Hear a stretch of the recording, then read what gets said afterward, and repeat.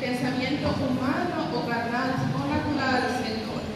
Quita toda emoción o sentimentalismo, Señor, que no esté conforme a tu propósito, Padre Santo. Yo te pido que prepares cada corazón, Señor, para ser corazones, Señor, enseñables, Señor, corregibles, Señor, Padre Santo, edificables, Señor, en tu palabra, Señor. Que tu palabra, Señor, no vuelve vacía, Padre Santo. Así también te pido que pongas en mí, Señor, todo temor y reverencia para que solo sea tu palabra, Señor, la que salga de mi boca, Padre Santo. Guárdame porque soy humana, Señor. Guárdame y guárdanos a cada uno de nosotros en la sana doctrina de tu palabra, Señor, que es la que nos ayuda, que es la que nos sostiene, que es la que nos afirma, Señor, conforme a tus propósitos. Padre Santo, gracias, Señor, que el calor no sea un obstáculo, que el calor no sea una distracción, que el calor no sea una desventaja en esta mañana, Señor, sino, Señor, que seamos fortalecidos con el poder de tu fuerza, de tu Santo Espíritu, Señor. Gracias por cada una de tus bendiciones, Señor, que es la que añade en nosotros alegría y gozo, Señor, y en ninguna manera de tristeza con ellos, Señor. Gracias. Bendigo a mis hermanos, bendigo a la iglesia y todos vestimos. Amén. Gloria al Señor. ¿Podemos tomar asiento? Yo quiero empezar, ¿no? El Señor me ministraba la alabanza y lo vi. Quisiera que cada uno de nosotros pensemos, ¿no? Si nos identifiquemos con alguno de estos dos, con estas dos características. ¿Cuántos de nosotros hemos sentido o podemos reconocer que somos personas con empatía o que tenemos una empatía muy desarrollada? Quizás en algunas ocasiones hasta el punto de que podamos pensar que empatizamos tanto con otra situación de otra persona, con su dolor, con sus circunstancias, que hasta terminamos apropiándonos de ese sentimiento, de esa emoción, de esa circunstancia, hasta el punto de quizás no poder dormir, no poder desarrollar vida cotidiana, siendo que es una situación de otra persona, no propia, ¿vale? ¿Cuántos podemos alguna vez sentirnos así? Si quieren levantar la mano, la levantan. Si quieren tenerlo a modo personal, lo llevan, ¿vale? Pues cada una de las personas que nos podamos sentir así, quiero compartir que el mensaje de hoy es para cada uno de nosotros. Ahora, alguna vez hay personas que les han señalado oye, te falta empatía, oye, tienes que ser empático. Es la otra posición. Alguna vez nos hemos sentido en esa posición, hemos estado en esa circunstancia. Yo entiendo que la otra parte que nos levanta la mano puede sentirse de alguna forma en esa circunstancia. Pues el mensaje de hoy, repita conmigo, el mensaje de hoy es para mí. Y lleva por título de irá bien. Díganle que está de su lado. Te irá bien. ¿Sí? Ahora vamos a ver cuál es el trasfondo de este mensaje, de esta palabra. Hemos escuchado, ¿vale? Creo que todos, como cristianos, como caminantes de la fe, podemos saber de memoria el versículo que nos dice, que nos habla de los romanos, que a los que aman a Dios, todas las cosas nos ayudan para bien. Es algo que nos da un fundamento básico, retenemos en nuestros corazones y nos fortalece. Habremos unos poquitos, habrá unos poquitos más que se recuerdan el cumplimiento de esa promesa. Que dice, esto es conforme a su propósito, son llamados. Claro, a todos los que amamos a Dios, todas las cosas nos ayudan para bien. Esto es conforme a su propósito, son llamados. Pero ¿qué pasa si eso que está aconteciendo no es conforme al propósito?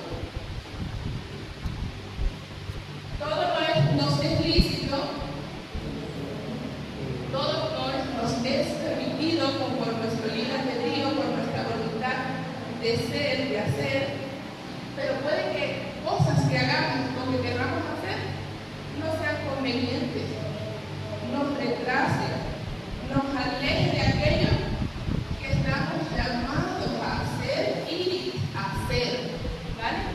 Cada cosa que nos sucede conforme al propósito es como un escalón, es como un empujoncito para cumplir ese propósito. Hasta allí bien, ahora quiero que me acompañen y busquemos en Isaías capítulo 3, el versículo 10. Isaías capítulo 3, versículo 10. Este es el texto central. Cuando lo tengan me dicen amén. Lo tenemos en pantalla para los que no tengan acceso a la Biblia. Lo leemos. Isaías capítulo 3 versículo 10 dice: decida al justo que le irá bien, porque comerá de los frutos de sus manos. Decida al justo que le irá bien, porque comerá de los frutos de sus manos. En el contexto del pasaje de Isaías del capítulo 3, que luego yo recomiendo que se estudie, se escudriñe, ¿vale? Todo lo que se predica acá por una u otra persona, ¿vale? Viene de una intimidad personal con Dios, más en cada una de nuestras responsabilidades, que Dios nos quiera hablar a manera que nos edifique a cada uno, porque cada uno tenemos un proceso individual, ¿vale? Compartimos la fe, pero los procesos son individuales, conforme al propósito con el cual hemos sido llamados, hemos sido creados. En el contexto del pasaje de Isaías capítulo 3 encontramos una palabra profética dicha por Isaías hacia el pueblo de Judá y de Jerusalén, una exhortación, un anuncio de consecuencias a causa del comportamiento que venían trayendo estos pueblos al no poner, o más bien al desvincular, quitar su confianza del único y verdadero Dios. Permítame leer del versículo 1 hasta el versículo 3. Dice: porque he aquí que el Señor Jehová de los ejércitos quita de Jerusalén y de Judá al sustentador y al fuerte, todo sustento de pan y todo socorro del agua, el valiente y el hombre de guerra, el juez y el profeta, el adivino y el anciano, el capitán de 50 y el hombre de respeto, el consejero, el artífice excelente y el hábil orador. Eso es el anuncio de Isaías en el capítulo 3. ¿Qué quiere decir esto? Que estaba quitando, o que va a quitar Dios todo aquello en los cuales estos pueblos habían puesto su confianza. Ustedes se dan cuenta que tenemos un solo Dios. Yo alabo a Dios porque Luz se puso de acuerdo con Dios y habló de poner la confianza en Dios. Y yo le doy gracias a Dios porque me pude poner de acuerdo con Dios, porque también está Dios fortaleciendo este mensaje para la iglesia. Eso es confirmación para la iglesia, para el pueblo de Dios. Dios es celoso. Dios es celoso con sus hijos, Dios es celoso con su pueblo. Pero los celos de Dios no son como los celos que coloquiales que nosotros conocemos, posesivos, dañinos, tóxicos, egoístas, en beneficio propio, que vienen con manipulación, que vienen con miedos. Estos son celos malos, dañinos, de los cuales los seres humanos somos a veces no digo víctimas, sino practicantes de este tipo de celos. Pero Dios no es así. Cuando Dios nos Cuando dice su palabra que es celoso, se refiere a un celo santo. Si podemos buscar Santiago capítulo 4, el versículo 4 en adelante, del 4 al 6 vamos a leer. Santiago capítulo 4, a partir del versículo 4.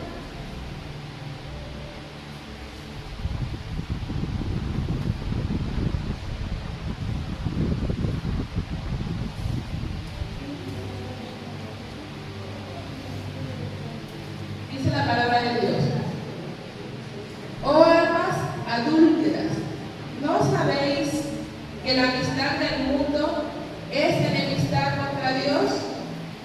Cualquiera pues que quiera ser amigo del mundo se constituye enemigo de Dios. ¿O pensáis que la Escritura dice en vano: el Espíritu que Él ha hecho morar en nosotros nos anhela celosamente?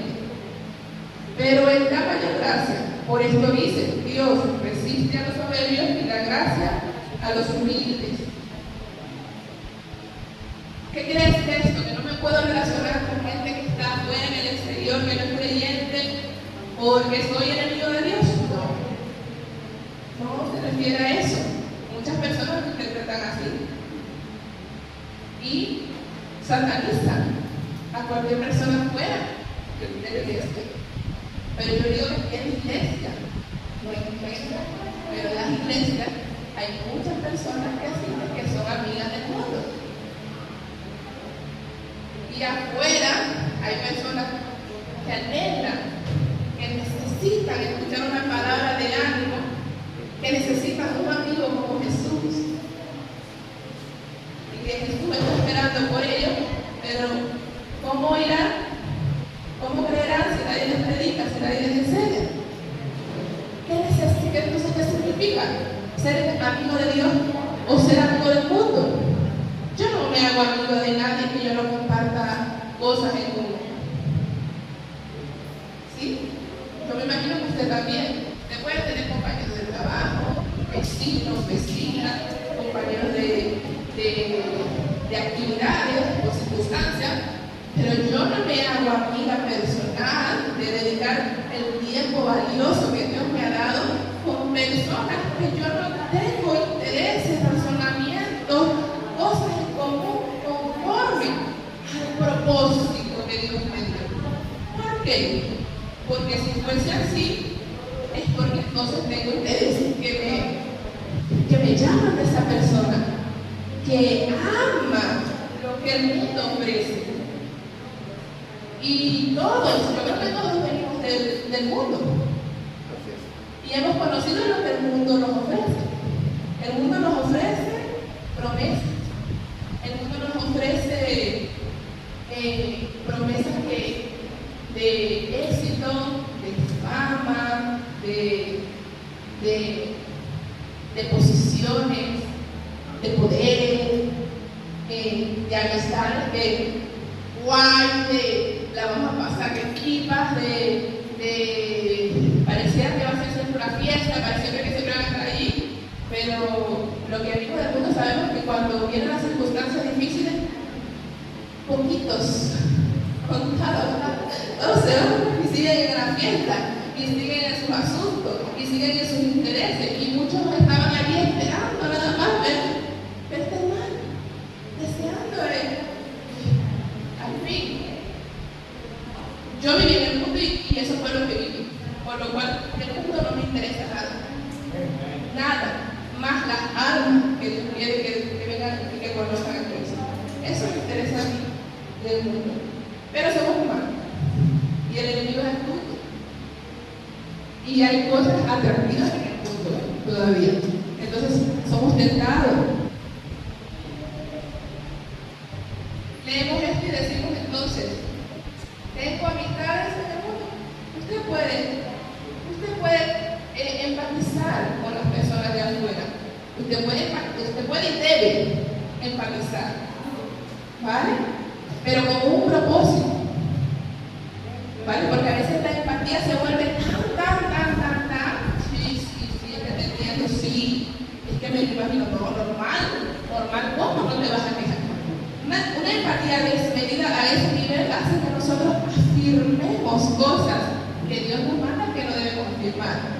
Entonces la persona entra en una circunstancia de victimización. Pobrecito yo, pobrecita yo, pobrecito de mí, pobrecita de mí.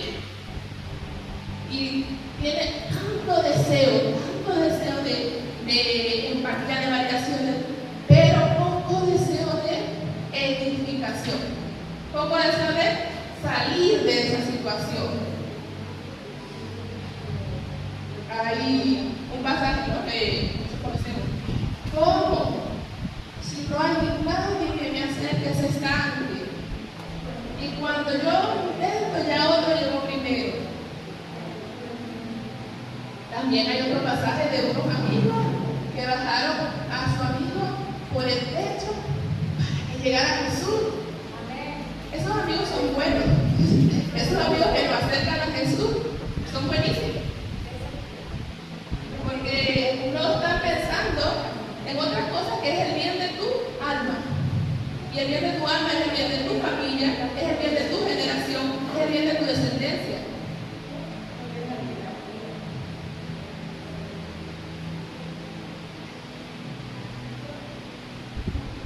¿Qué tiene que ver esto con el celo de Dios? Cuando nosotros tenemos una amistad y empatizamos mucho con esa amistad, quedamos con esa amistad y nos quedamos en otra amistad. Y esa amistad tiene otra amistad. Y las dos amistades son sanas, o las tres, o las cuatro. Pero entonces cuando esa amistad quizás hoy no puede quedar conmigo, lo que sea, me pongo celosa o celoso.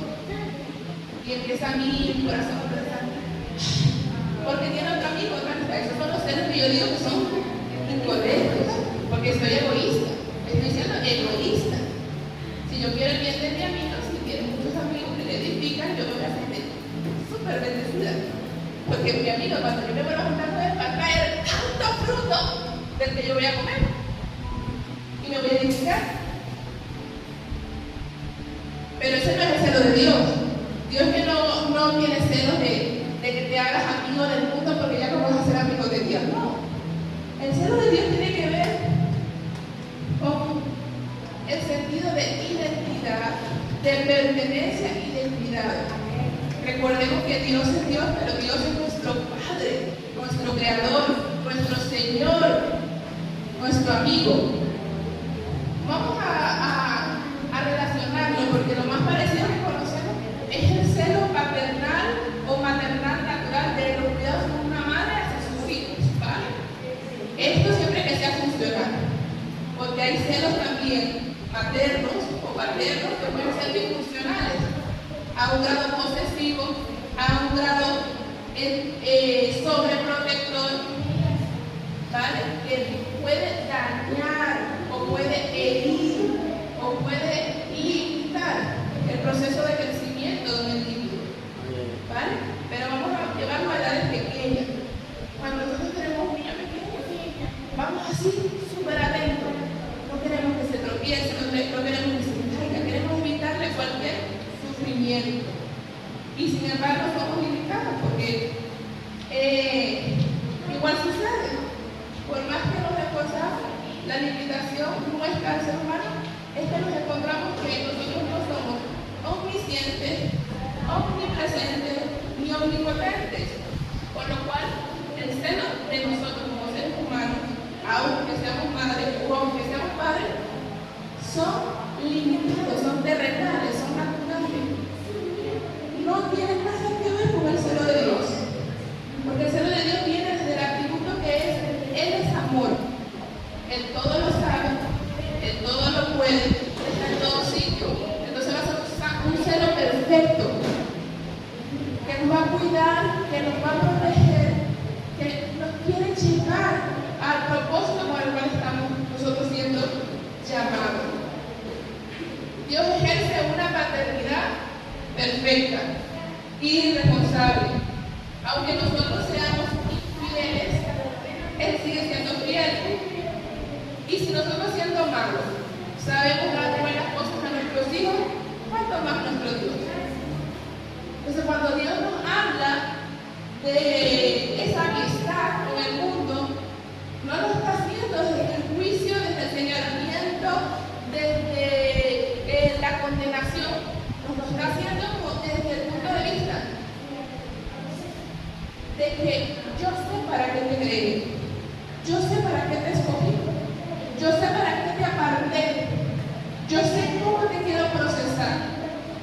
quizás tú o yo podamos estar poniendo la confianza o desviando la confianza de otra manera en personas, en situaciones, en amistades, en cosas materiales, ¿vale? Porque el mundo no solamente, la amistad con el mundo no es solamente relación con personas.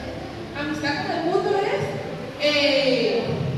esa confianza en lo que el mundo ofrece, esa relación con lo que el mundo nos da, esa relación con lo que el mundo dice que es bueno, con lo que el mundo dice que es éxito, con lo que el mundo dice que es conveniente para nosotros. Esa es una amistad, esa validación hacia lo que la mayoría ofrece. Y la palabra nos dice que en los postreros días a lo bueno le llamarán malo y a lo malo le llamarán bueno, y muchos apostatarán de la fe y muchos serán engañados. Y viene de ese exceso de empatía mal enfocado, donde se nos vende una circunstancia de una forma convincente, emocionalmente, sentimentalmente, que si no estamos fundamentados en la palabra de Dios, por ser tan buenos o creemos tan buenos, vamos a caer. Entonces, por eso digo, si hemos nosotros pasado por ese punto de sobreempatizar, ese mensaje para nosotros, porque sí, debemos ser personas con empatía, pero Dios nos llama. ¿Cómo debemos aplicar esa empatía? Voy a compartir un testimonio. Están siendo unos días súper para mí, personal, fuertes, difíciles, el calor, el cansancio, las prácticas. Yo sé que algo se lo he compartido. Llego a mi casa, hay días que llego a mi casa llorando. Me meto en el baño y me pongo a llorar y abro la regadera para no sentir lo tanto que lloro. Y lloro y me frustro de impotencia, de cansancio. Y si a mí me preguntan, el que me pregunta, yo no disfrazo mis sentimientos, disfrazo mi emoción, a menos que sepa que puedo debilitar a esa persona. Porque tampoco vamos a hacer debilitar a otras personas en la fe.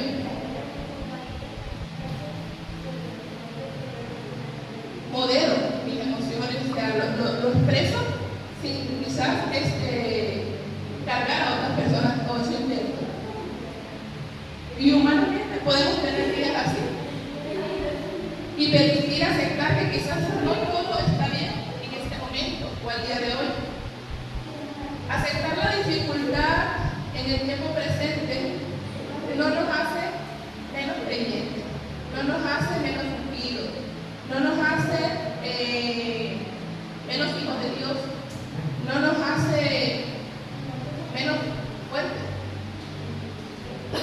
Ahora, nuestras conductas, nuestras acciones, nuestros hábitos a partir de todas estas circunstancias dirigidos en contra de lo que nos llama Dios a hacer, sí nos puede hacer tropezar en la fe. ¿Qué quiere decir esto? ¿Cómo dice su palabra? Airaos, pero no pequéis. no pequéis. ¿Qué dijo Jesús? En el mundo tendrán aflicción, mas confía, yo no soy el mundo. No vendrá un evangelio donde todo está guay, donde todo está bien, donde sí, perfecto, bien. No. Suframos penalidades, pero que la penalidad de las circunstancias y que el proceso no rija nuestras acciones a menos. Que nuestras emociones no dirijan nuestras acciones. Un día me siento bien, voy a la iglesia. Un día me siento un poco peor, no voy a congregarme. Tienes derecho a sentirte cansado, tienes derecho a sentirte cansada, tienes derecho a sentirte, ¿vale?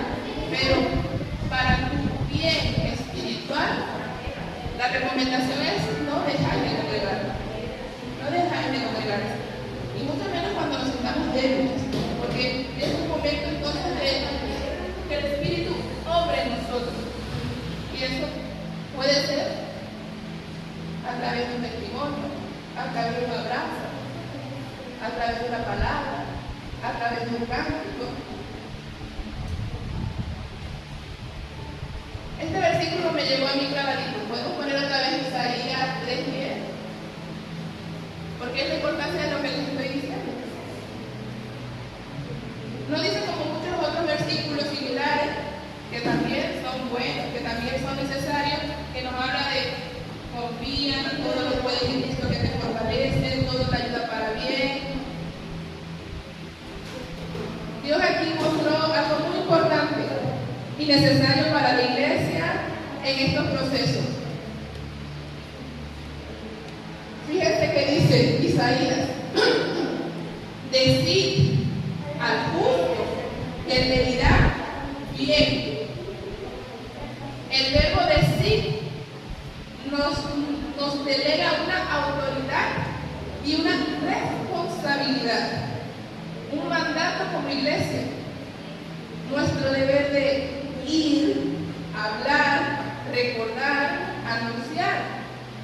Y reflexionaba esto con Dios, porque el justo, no por ser justo, siempre tiene que tener una palabra positiva. O sea, no es justo el que siempre dice: estoy bien, no me pasa nada, estoy bien, ahí voy pero bien. O sea, sí, negando la realidad, porque nos hemos adoctrinado de esa forma, de que los hijos de Dios tienen que tener fe.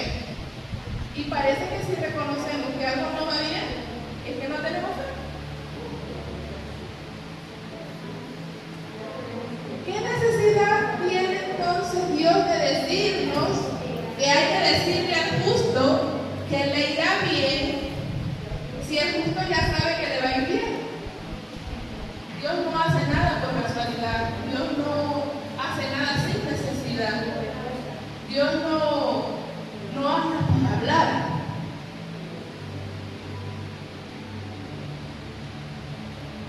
El justo puede estar en una situación de vulnerabilidad, el justo puede padecer circunstancias, el justo puede atravesar procesos. Y esto, en la palabra, es lo que nos hace justos para con Dios.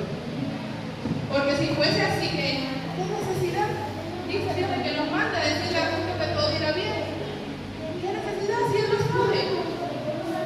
Si es justo es porque se sabe la palabra, si es justo es porque Él tiene la fe. ¿Qué necesidad entonces de que Dios nos mande a decirle al justo que le irá bien? Lo primero que tenemos que aclarar es que no a todos le vamos a decir que le irá bien. ¿A quién manda Dios que le digamos que le irá bien? Al justo. ¿Y quién es justo? ¿Quién nos enseña la palabra que es justo? ¿Será el perfecto? ¿Será el más santo? ¿Será el más puntual? ¿Será el que sonríe más? Hay muchos versículos con cualidades del justo. Hay muchos versículos con bendiciones que acompañan al justo. ¿Vale? Pero yo quiero que vayamos a Filipenses 3:8. A partir del versículo 8. Filipenses capítulo 3, versículo 8. En este pasaje refleja al hombre que es justo según la definición de Dios.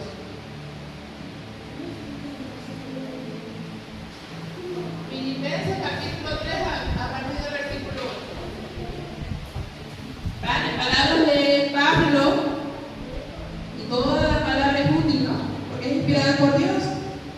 Dice: y ciertamente aún estimo todas las cosas como pérdida por la excelencia del conocimiento de Cristo Jesús, mi Señor, por amor del cual lo he perdido todo y lo tengo por basura, para ganar a Cristo y ser hallado en Él, no teniendo mi propia justicia, que es por la ley, sino la que es por la fe de Cristo, la justicia que es de Dios por la fe, a fin de conocerle Este es el propósito, a fin de conocerle y el poder de su resurrección. Muchas veces no sabemos cuál es el propósito, pero yo les voy a decir cuál es el propósito general. Conocer a Jesús y el poder de su resurrección. Tenemos propósitos aquí terrenales, pero Dios no puso en tela de duda cuál es nuestro propósito eterno. Nuestro propósito eterno es conocerle y el poder de su resurrección y la participación de sus padecimientos, llegando a ser semejantes a Él en su muerte. Y si en alguna manera llegase a la resurrección de entre los muertos, todavía dice, como que falta ahí proceso, falta el camino. Este pasaje es pesadito, ¿no? Pero hay otro pasaje que lo dice muy cortito, que lo conocemos, que dice que el justo vivirá por la fe. ¿Quién es el justo? El que vive por fe. ¿Vale? No es el que vive creyendo, porque Satanás también cree, los demonios también creen, pero no vive por la fe. Entonces, y tampoco es justo. La palabra nos muestra que la definición de justicia humana, ¿cuál es la definición de justicia humana? Decía él, no quiero ser justificado por la ley, por mis obras, por lo que el mundo dice que es bueno y justo. Quiero ser justificado por mi fe en aquel que tiene poder para resucitarme. ¿Sabe lo que dice el mundo en la mayoría de lo que significa ser justo?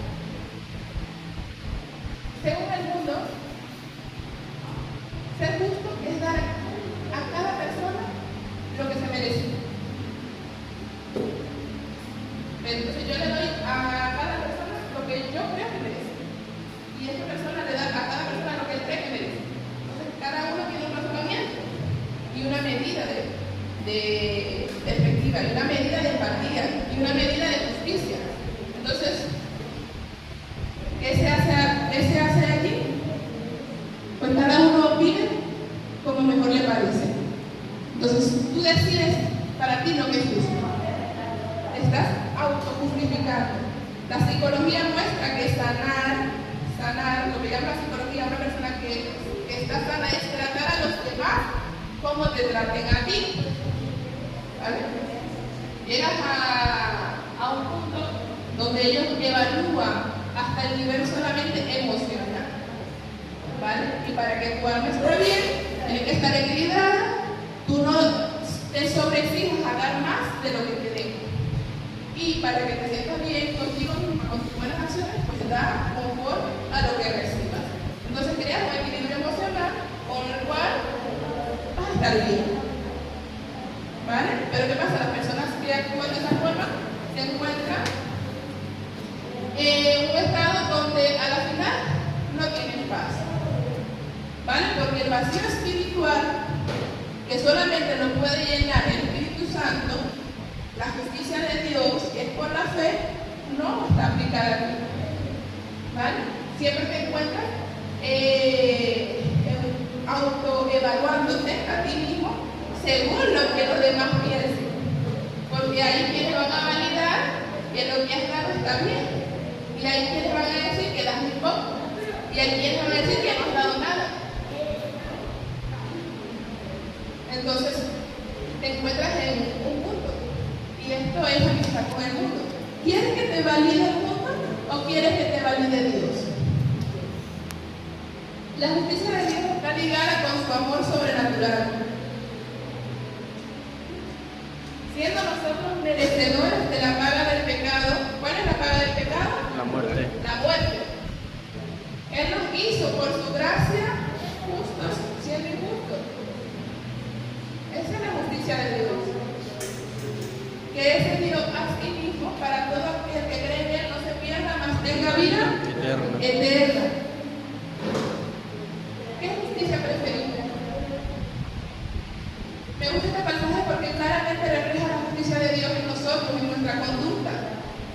Debe permanecer nuestra fe no solamente como una etiqueta. Somos justos por la fe. pero la fe sin obras es muerta. Vamos a leer primera de Juan, capítulo 2, versículo 6.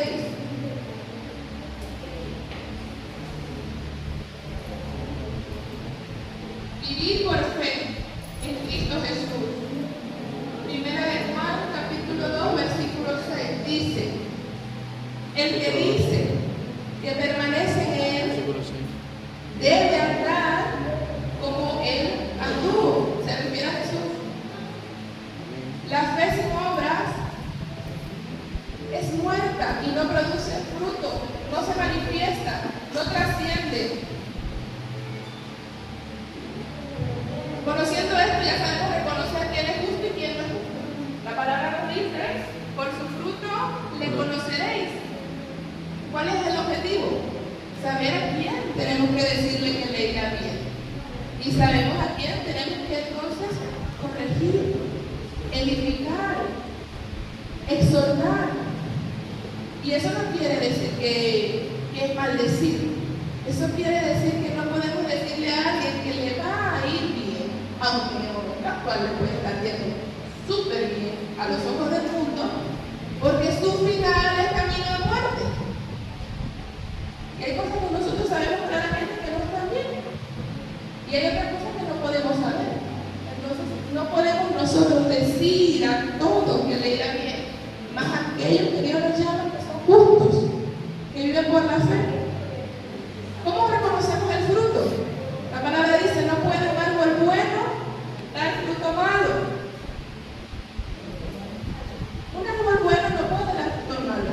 Eso no quiere decir que un árbol bueno puede tardarse un poco más que otro árbol bueno en dar ese buen fruto. ¿Vale? Porque muchas veces, cuando no recibimos el fruto al tiempo que nosotros queremos, hemos pecado, o hemos fallado, o hemos obrado incorrectamente al señalar un buen árbol como un mal árbol. ¿Por qué? Porque leemos rapidito: un árbol bueno da fruto bueno y un árbol malo da fruto malo. Entonces, esta persona me hizo esto, es mala. ¿Pero esa persona alguna vez te dio buen fruto? Sí. Entonces, si de esa persona, de ese árbol, has comido un buen fruto, quizás la temporada de ese árbol no es la más idónea, o quizás ese fruto aún está verde. Y aquí, cuando lo has probado, no te ha agradado. Pero ese árbol es bueno, porque la palabra dice que un buen árbol no puede dar fruto malo. Y un árbol malo no puede dar fruto bueno. Entonces, cuando nos pasa esa circunstancia de algo que no nos, antes de ir a juzgar que el árbol es malo, reflexionemos: ¿alguna vez he comido un buen fruto de este árbol? Nos va a ayudar a tener empatía. La empatía buena, la empatía de que quizás su intención, su momento, su respuesta no fue lo que quiso hacer. No se justifica, porque muchas veces pensamos que empatizar es justificar una mala acción, justificar un mal comportamiento. Pero es la capacidad de saber que hay que decirle a justo que le irá bien, porque lo necesita escuchar.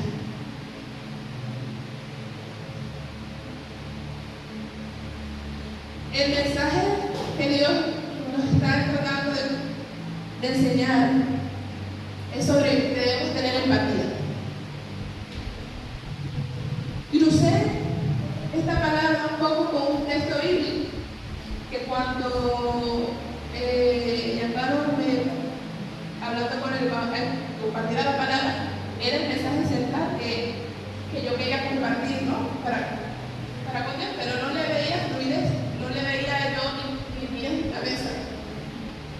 Entonces lo aparté unos días y le dije: todavía no, porque no lo entiendo yo.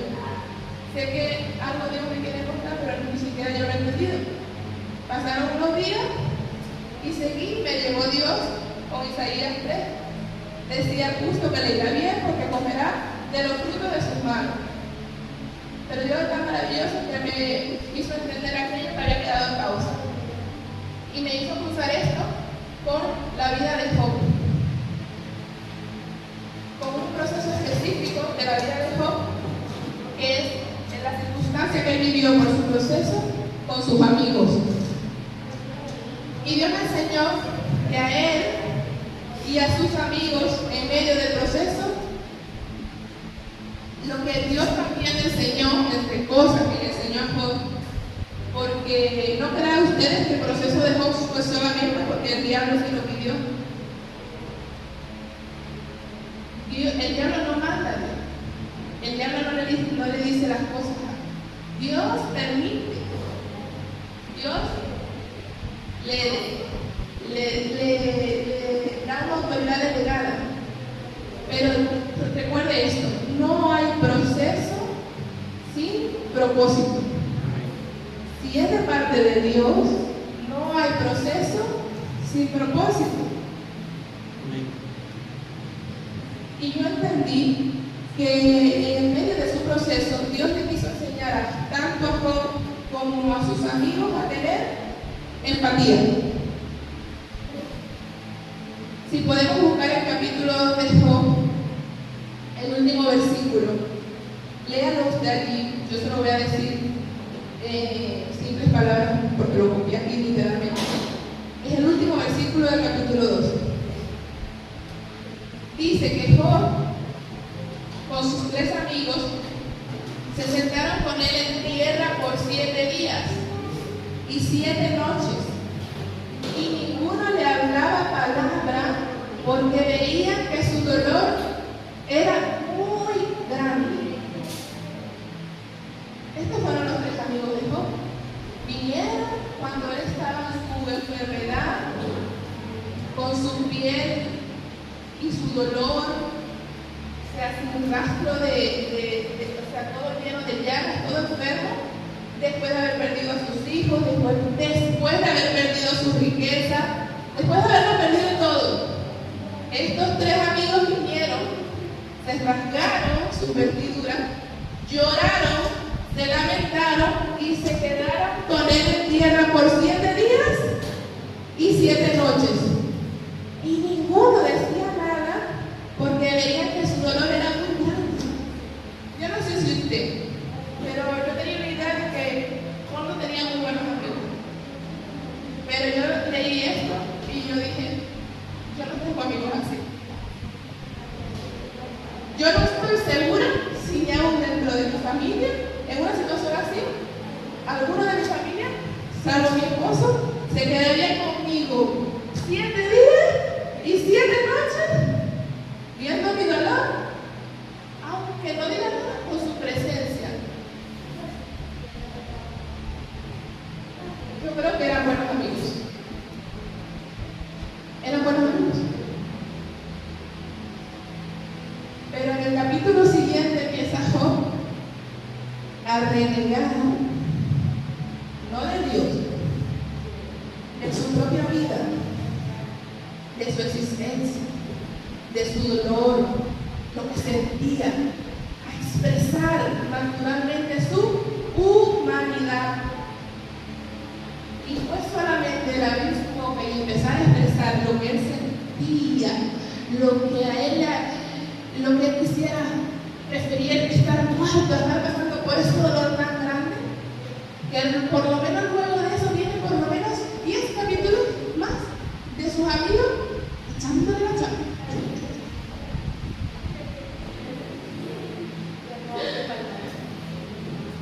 Claramente los amigos aprendieron de empatía, porque después que Dios sanó a Job, le cayó a ellos la enfermedad y tuvieron que acudir a Job para ser restaurados. Pero yo creo que Dios también sabía que ellos eran buenos amigos, porque yo no sé si usted ha estudiado el Antiguo Testamento y cómo es el Dios, que es el mismo Dios, pero no estábamos en tiempo de gracia, estábamos en tiempo de ley, donde cada obra tenía su consecuencia, ¿vale? Y yo no creo que a un hijo de Dios le hayan dicho todas las cosas que dijeron los amigos de Job en tantos capítulos, y hasta lo acusaron de, a ver qué habías hecho, arrepiéntete por si acaso, o tal, ¿vale? Con tanto señalamiento, Dios le hubiese dado algo tan simple como, bueno, ahora ustedes sufren, pero al mismo momento que les doy la circunstancia, les doy la cura.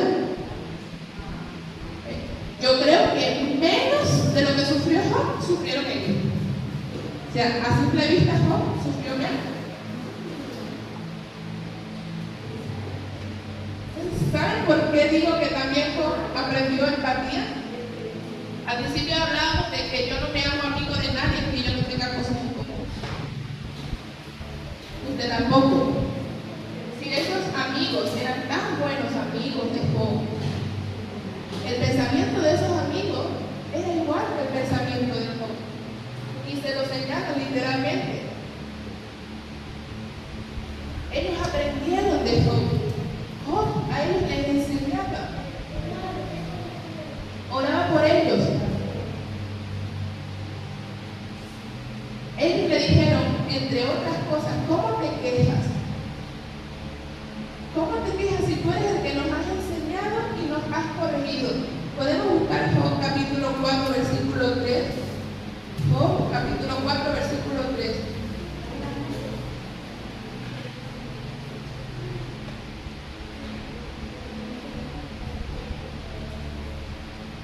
Miren lo que le dicen sus amigos, ¿vale? He aquí, tú enseñabas a muchos y fortalecías las manos débiles. Al que tropezaba, enderezaban tus palabras y esforzabas las rodillas que decían, que decaían. Mas ahora que el mal ha venido sobre ti, te desalientas. Job era una persona como estamos compartiendo, como eran sus amigos, creyentes de que el justo no se puede desalentar. ¿Qué les faltaba a Job? Empatía. Porque cuando una persona estaba desalentada por sus circunstancias, él podría enseñar lo que dice la palabra. El justo vivirá por la fe. Tienes que tener fe. Y está muy bien, porque la palabra nos interesa. Pero él sufrió en carne viva lo que es parecer estar desalentado, expresar dolor y no recibir consuelo y no recibir empatía. ¿Qué es la empatía en Dios? Llorar por los que lloran, no justificar. Empatía es la capacidad que tuvo Jesús para decir que existe un sumo sacerdote capaz de compadecerse de nuestra debilidad. Cuando vemos esa debilidad en otros y antes de compadecer ese dolor, ese proceso, empatizamos. Tú no sabes lo que es sufrir, tú no sabes lo que es llorar, tú no sabes lo que es perder, tú no sabes lo que es pasar la mano. Porque la vecina habló mal de ti y tú la querías mucho. Eso no es nada. A esa persona eso le dolió. A mí ese proceso quizás no me afecta porque yo no lo he vivido, yo he vivido otro proceso, da igual. Pero a esa persona le dolió y necesita que le compadezca y le aliente, porque está desalentado, necesita aliento.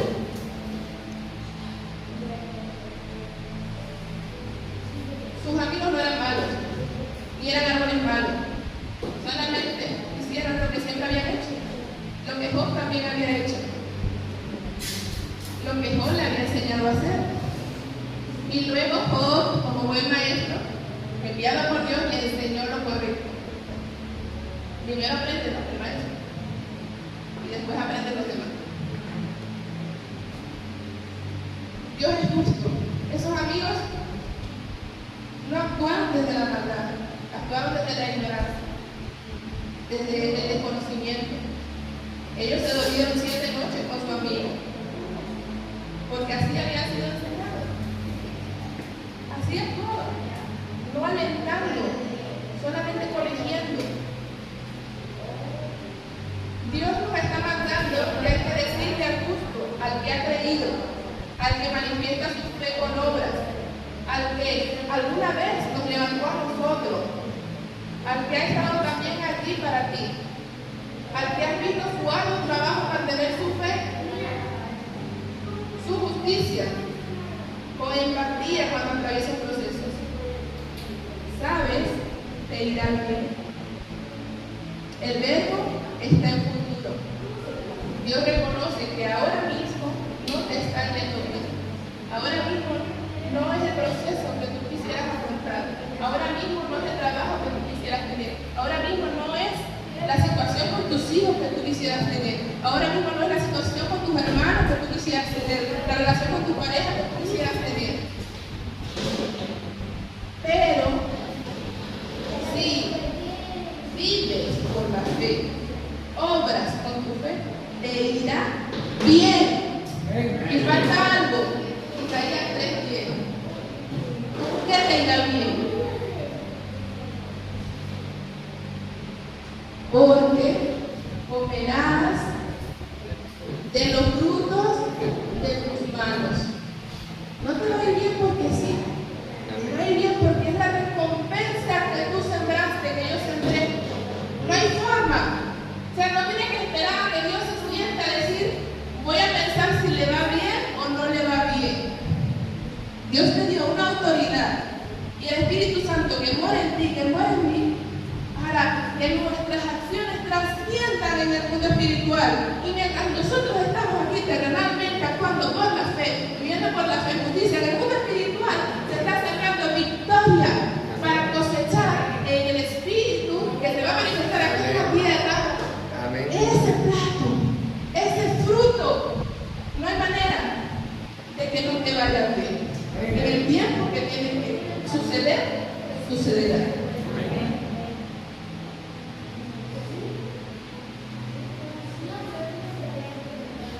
Dios reconoce el proceso y nos dice hoy, te irá bien. ¿Y sabes por qué te irá bien? Porque Dios es bien y justo. Ha visto, Él ve todo el fruto de nuestras manos, de cuando fallamos, para no discutir, para no ofender, cuando sufrimos la ofensa injustamente. Ha visto cuánto soportamos, ha visto cómo a pesar de recibir mal, no devolvemos mal por bien, cuando a pesar de sentirnos como nos sintamos, obramos según nuestra fe. Ha visto esa perseverancia, ha visto cada lágrima. Lo que contamina al hombre no es lo que entra, sino lo que sale. Todo lo que sale de nosotros es buen fruto y se siembra en nosotros. Y también tenemos tesoro en el cielo, pero también tenemos recompensas aquí en la tierra. Si podemos leer 2 de Timoteo, capítulo 2, a partir del versículo 1.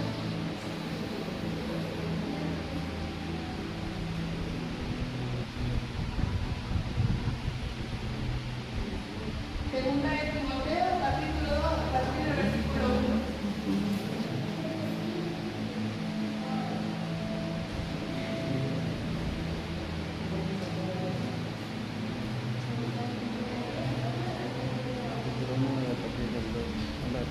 Entonces, justo no es el que da ojo por ojo, ni diente por diente, ni que da a cada uno por tal cual lo que merece. La palabra nos ha dejado claro que justo es una persona que vive todo proceso, toda circunstancia, manteniendo su fe, no solo creyendo, obrando. Tú pues, hijo mío, esfuérzate en la gracia que es en Cristo Jesús. Lo que has oído de mí ante muchos testigos, esto encarga a hombres fieles que sean idóneos para enseñar también a otros. Tú pues sufre penalidades como buen soldado de Jesucristo. Ninguno que milita se enreda en los negocios de la vida. Negocios de la vida es amistad con el mundo. También, a fin de agradar a aquel que lo tomó por soldado. Y también el que lucha como atleta no es coronado, sino lucha legítimamente. El labrador, para participar de los frutos, debe trabajar primero. Te irá bien, pero hay que trabajar primero, porque nos está preparando Dios para una vida de eternidad. Nuestro proceso aquí terrenal no es solamente cumplir nuestros sueños, que seguramente Dios permite que alcancemos muchas metas y sueños personales conforme al propósito. Pero nuestra meta aquí en la tierra es ser preparados para una eternidad. Dios no niega la dificultad, la debilidad, las aflicciones. Más bien recordemos que la Escritura nos dice, porque no tenemos un sumo sacerdote que no se pueda compadecer de nuestras debilidades, sino uno que fue tentado en todo según nuestra semejanza, pero sin pecado. ¿Y qué nos dice? Acerquémonos pues confiadamente al trono de la gracia para alcanzar misericordia y hallar gracia en oportuno socorro. Es válido reconocer nuestra debilidad, nuestro dolor, nuestras luchas, pero no se puede quedar allí. No puedes permanecer constantemente en esa situación de solamente tu realidad. Tu realidad existe, mi realidad existe, pero Dios no nos dejó sin respuesta. Dios no nos dejó allí verás cómo afrontas eso. Solamente cumple los mandamientos, no. Dios no nos dejó solo, nos dio al Consolador, al Espíritu Santo, nos dio libre entrada, libre acceso ante su presencia. No tenemos que esperar a que nos conteste el pastor o el hermano que le ha ido. No, sí es bueno, el consejo es bueno, es hablarlo, porque hay que decirle a justo que le va a ir bien, hay momentos que necesita escuchar. Pero Dios nos dio libre acceso a su presencia. Y no solamente nos lo dio, nos manda, es necesario, porque es allí donde vamos a encontrar la fuerza, la gracia, la virtud para salir de cualquier circunstancia, porque nosotros podemos tener mucha fe, pero ninguno de nosotros ha vencido la muerte, el pecado, ninguno de nosotros llevó los latigazos de Jesús, ninguno llevó corona de espinos. Al final el consejo va a ser: tienes que ir ante el trono de la gracia para hallar gracia al oportuno socorro. Antes de que desfallezca, porque antes de desfallecer estamos desalentados. El desaliento es causa de ese proceso, de esa circunstancia. Ahí tenemos que ser alentados, fortalecidos, avivados en el espíritu, para que no desfallezcamos. Porque cuando estamos en esa circunstancia es más difícil. Es más difícil. ¿Y por qué es más difícil? ¿Por qué? Porque nuestros sentidos se nublan. Job empezó a quejarse de su vida. Y luego 10, 8 capítulos más, sus amigos, ¿cómo van a hacer? Pura corrección, pura vara, pura esto, o sea, ningún momento valiente para él. ¿Y qué pasó después? Job siguió quejándose. Hasta que vino directamente Dios a hablar con Job. Es más extremo, ¿eh? Porque quizás si uno de esos amigos hubiese, después de que él lucha, te puede entender. Puedo imaginar la magnitud de tu padecimiento. Darle un poco de aliento, quizás Job hubiese aprendido la lección un poco más rápido. Y hubiese dicho: yo no fui así con aquellas personas. Porque yo no entiendo por qué Dios permitió tantos capítulos de que Job recibiera tanto desaliento, tanta confrontación de Dios y a su amigo.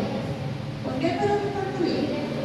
Porque Job tenía que decir, de oídas te había oído, mas ahora mis ojos te ven y sé que tú quitas el dolor, que tú llenas el corazón, que tú sanas. Eso no lo va a decir una persona hasta que encuentre aliento, hasta que encuentre consuelo, hasta que encuentre la paz que sobrepasa todo entendimiento. Es difícil tener, o más bien es difícil de saber llevar la empatía, porque a veces queremos ser más buenos que Dios y quisiéramos nosotros quitarle el dolor a la otra persona con tanta palabrería, pero no tenemos ese poder. Y gracias a Dios que no lo tenemos. ¿Por qué? Porque el ser humano tiende a tener mucho ego y a creerse y a contaminarse. Y el ego es peligroso porque hay personas que ¿cuántas veces no le he dicho que estoy verdad? Y dicen, ¿por qué no le basta con lo que yo le digo? ¿Por qué no le basta? Si ya le he dicho que tiene que tener fe. De oídas, oye, pero necesitan verlo. Necesitan verlo, sentirlo, manifestarlo. Y nosotros podemos orar por eso. Bueno, ese ha sido mi mensaje.